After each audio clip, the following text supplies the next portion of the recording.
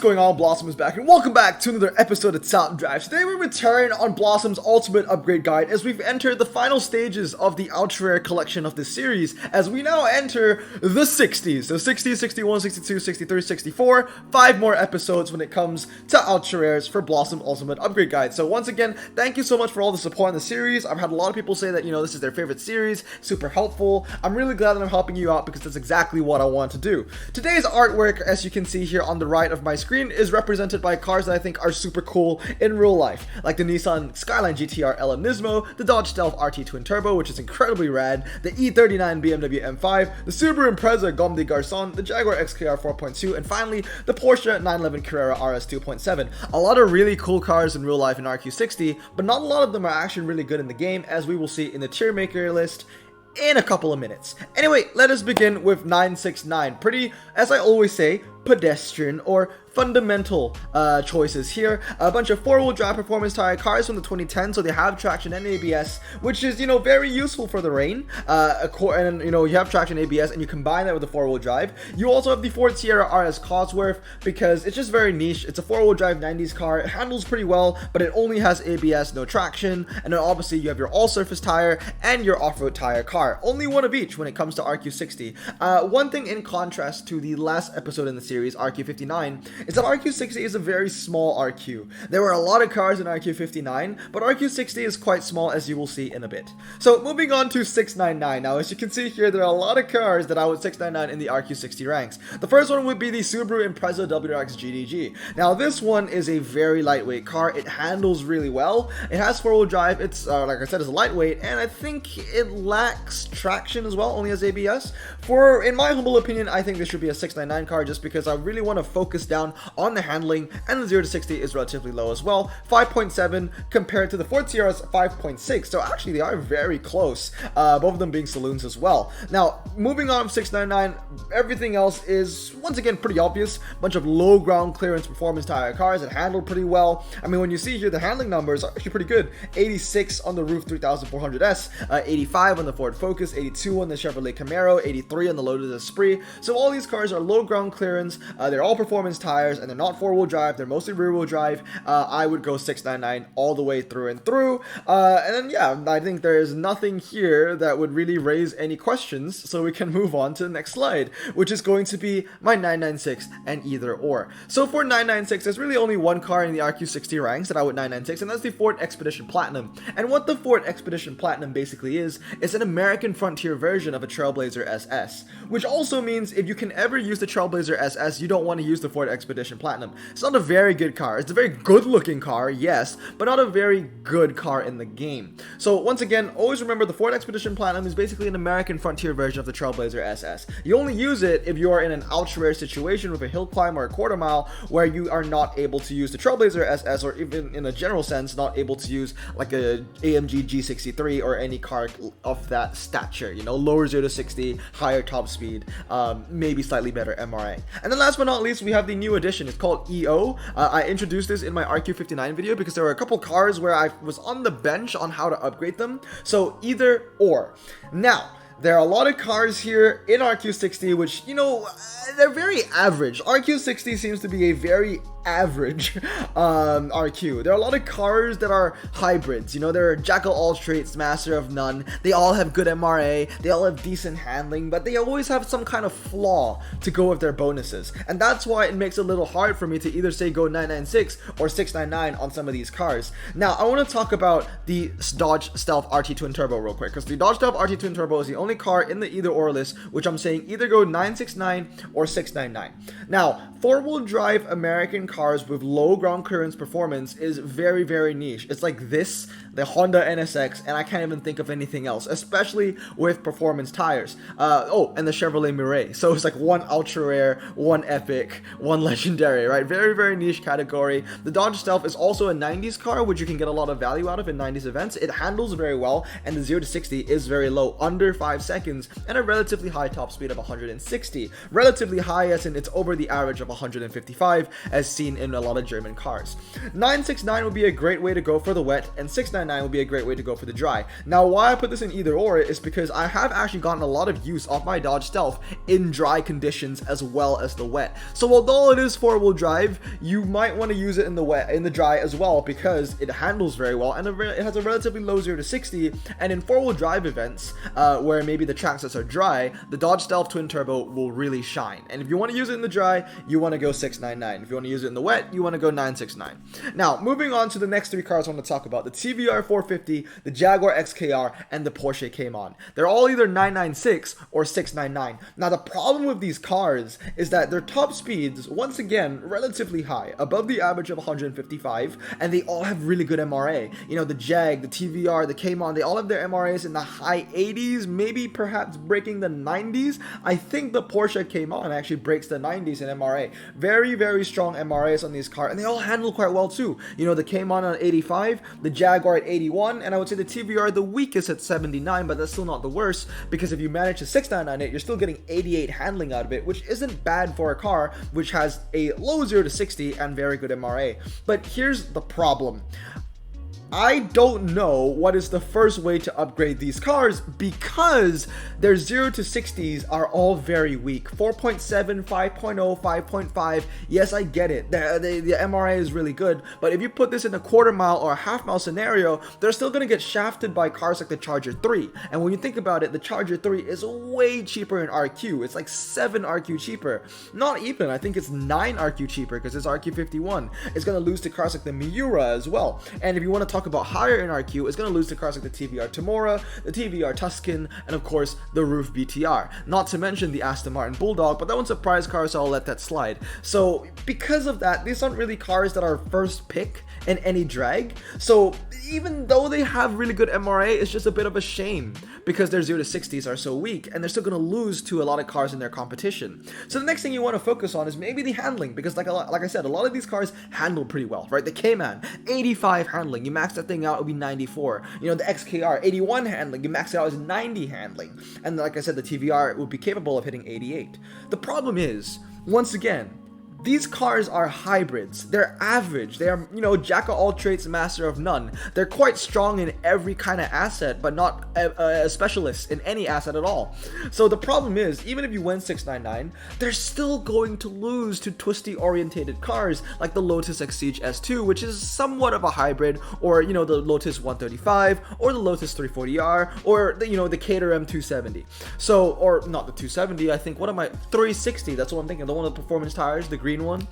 So it's gonna lose to twisty cars on, you know, super twisty track sets, but it's gonna lose to drag cars on drag track sets. These cars are in limbo. You know, the Cayman, the XKR, the TVR, you only need them in very niche conditions. I would say the best out of the three would be the TVR 450, just because it has that convertible niche, so it's kind of competing with less cars. Then again, it's still gonna get destroyed by the Timora regardless, but at least it is not a coupe, because that competition is a lot tougher.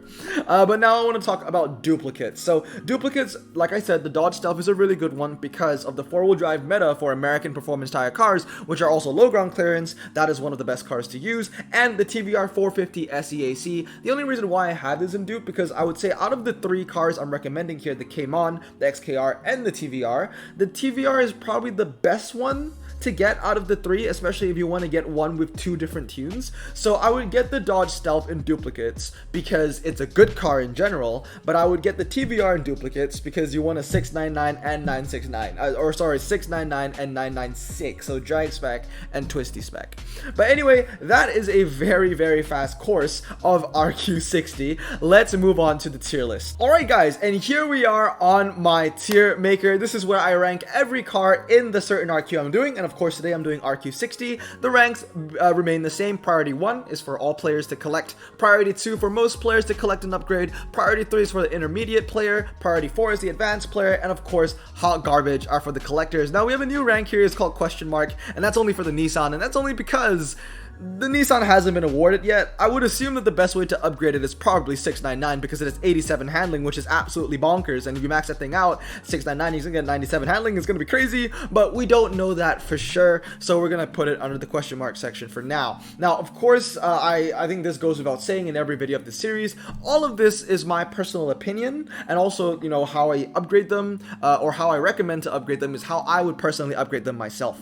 So let's begin with priority 1. Like I said, I think I've already talked enough about the Dodge Stealth. It's a very good car, handles well, and a low 0 to 60 with that 4-wheel drive performance. So in a very niche situation with 4-wheel drive, this is going to be a really good car to use, especially if you don't need to use it for city streets medium. This car is going to be really good bargain as well for its RQ.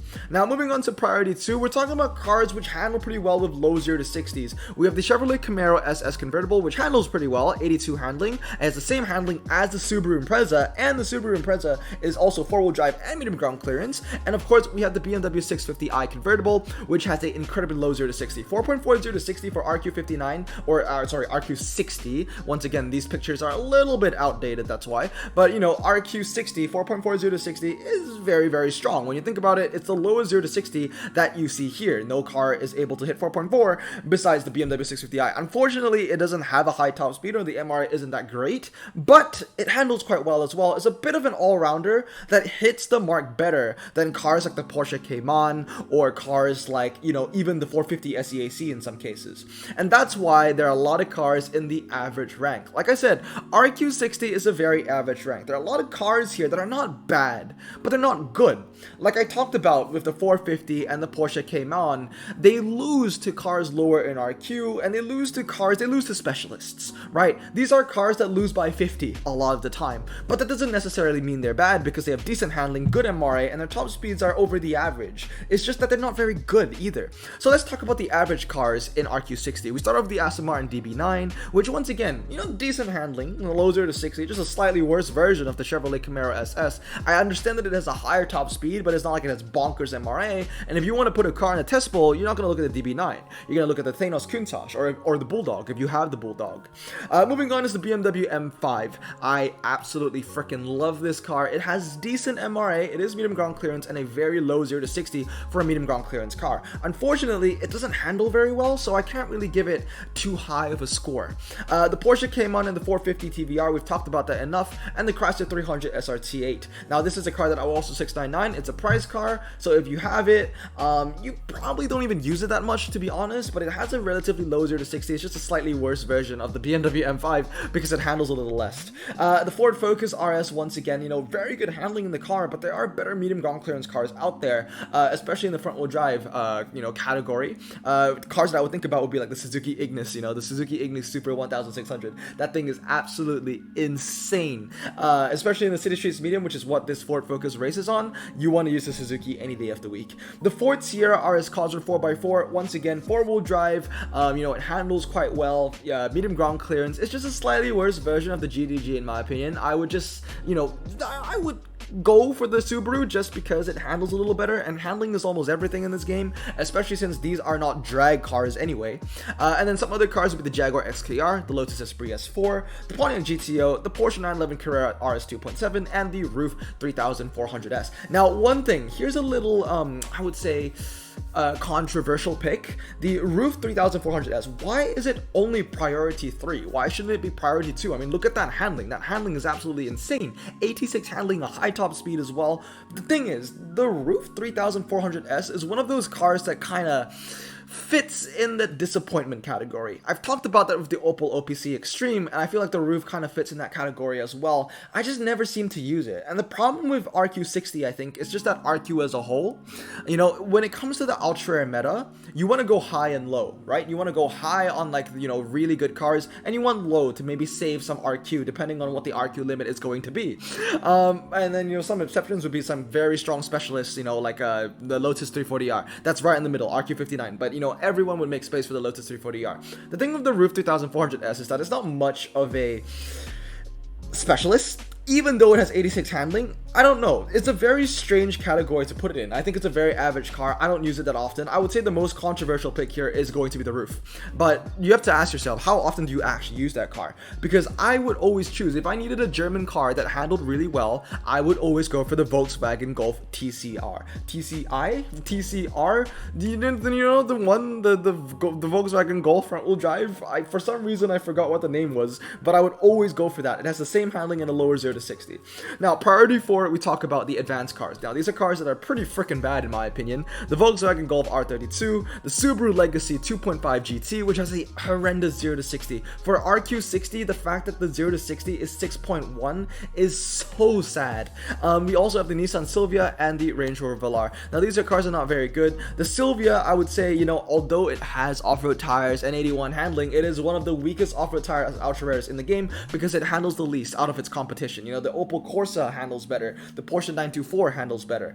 And of course, the new JPT Nissan Silvia handles better. What else handles better? The Lancia 037, and I think it has the same exact handling as the Ford Escort Cosworth. No, the Ford Escort Cosworth has one more handling. So, you know, I would say that the Nissan Silvia, unfortunately, not very good. It used to have a niche with a very low 0 to 60, but now with the Lancia 037 getting a buff, the Lancia 037 is just the better car in every regard. And last but not least, our hot garbage. This goes to the Volvo, the Bentley Grand Convertible, and the Ford Expedition. Like I said, the Ford Expedition, man, just has no place to shine because the Trailblazer SS is going to replace it everywhere and everything. And we've never had an off-road, I would say, off-road drag American Frontier ultra rare category. Because if it was just off-road American Frontier, you wouldn't be using the Ford Expedition. You'd be using the Dodge Durango SRT.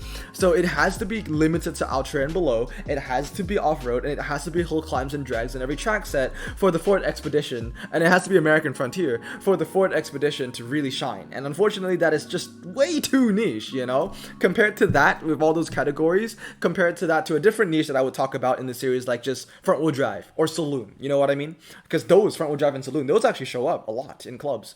Bentley Grand Convertible, you know, it's a Bentley, it's heavy, high top speed, no MRA, no handling, no one cares about it. And of course, the Volvo S60, it is just the worst one here. It handles the least. As you can see, there is a hierarchy: 77 handling in the Volvo, 80 handling in the Volkswagen, 81 handling in the Sierra, 82 handling in the Subaru Impreza. You see the pattern? It's pretty obvious.